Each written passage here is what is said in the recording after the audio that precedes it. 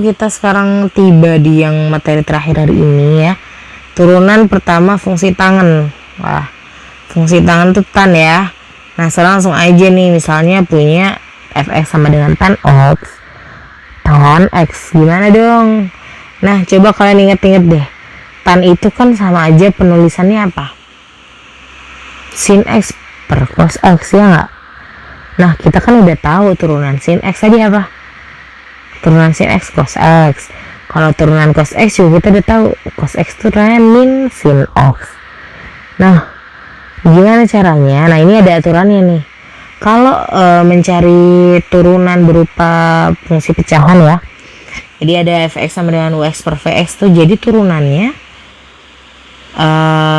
u aksen dikali v min u kali v aksen ya, atau lebih gampang tulisannya gini, f aksen x, aduh nggak bisa bagus nih. Nah, jadi ada f aksen x itu jadi u aksen v min u v aksen per v kuadrat. Nah, kalau ibu dulu ngapalnya gini, turun tidak turun ya. Yang pertama turun dikali tidak dikurang tidak dikali turun per v kuadratnya, jangan lupa kalau pembagian ya. Dan kalau pembagian itu negatif ininya tuh ya, negatif nih. Oke, sekarang kita lanjut deh ke penyelesaiannya. Nah, di sini kan kalau ux per vx berarti ada pembilang, ada penyebut dong. Pembilangnya kan yang atas tuh. Nah, kita punya pembilangnya tuh ux sama dengan sin x. Berarti kan kita harus cari tahu turunannya. Karena kita bakal butuh nih di sini ya. Kita bakal butuh turunannya di sini. Berarti turunan dari sin x apa? Cos x. Nah, terus yang penyebut kan vx. Vx itu kan sama dengan cos x. Berarti v aksen x atau turunannya min sin x ya. Jadi kita tinggal masukin ke rumus turun tidak turun tadi ya. Pertama u turun cos x dikali tidak yang v, berarti cos x dikali cos x ya. Nah, turun tidak min tidak turun gitu. Jadi kan ini cos x dikali cos x min sin x dikali min sin x. Nah, selanjutnya kita tulis set. Nah, bener kan kayak gini per cos kuadrat x, karena cos x nya dikuadratin jadi cos kuadrat x. Nah, gimana tuh? Jadi kita tinggal masukin aja. Habis kita masukin, kita lihat nih, kalau itu cos x kali cos x bisa kita tulis jadi cos kuadrat x kan, min sin x kali sin x kan sin x kuadrat atau sin kuadrat x ya. Nah, negatifnya kita pindah ke depan, jadi min sin kuadrat x itu per cos kuadrat x. Atau bisa kita sederhanakan penulisannya jadi gini. Nah, gimana, udah melihat titik cerah belum guys? Identitas trigonometri deh cluenya. Nah, identitas trigonometri itu kan ada ya, cos kuadrat x ditambah sin kuadrat x itu hasilnya berapa? 1 ya nggak? Jadi sama aja 1 per cos kuadrat x dong. Nah, dari sini juga kalian ingat-ingat lagi deh fungsi identitasnya. 1 per cos itu sama aja apa? Kan tadi kalau sin per cos sama aja tan. Kalau 1 per cos sama dengan sekan. Berarti kalau 1 per cosnya kuadrat berarti sama aja sekannya juga kuadrat. Nah, berarti di sini penulisannya kayak gini.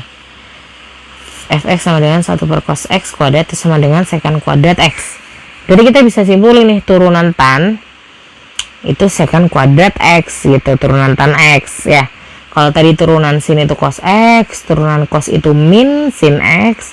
Nah, sekarang kita punya yang baru yaitu turunan dari tan x itu sekan kuadrat x.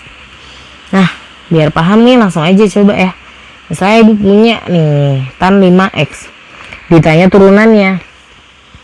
Turunan dari tan 5x berarti gimana? Lagi-lagi kita pakai aturan rantai ya. Kita turunin dulu tan 5x nya, terus kita turunin juga fungsi yang di dalamnya yaitu 5x nya. berarti tan 5x ya, kita turunin, terus kita turunin 5x nya. Tan 5x tadi tan turunannya apa?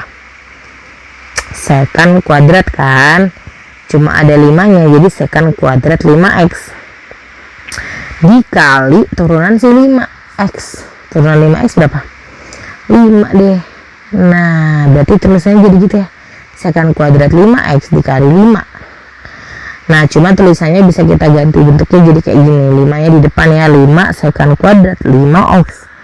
Ketemu lagi deh tuh polanya, kalau tan 5x jadi pasti jawabannya 5 sekant kuadrat 5x.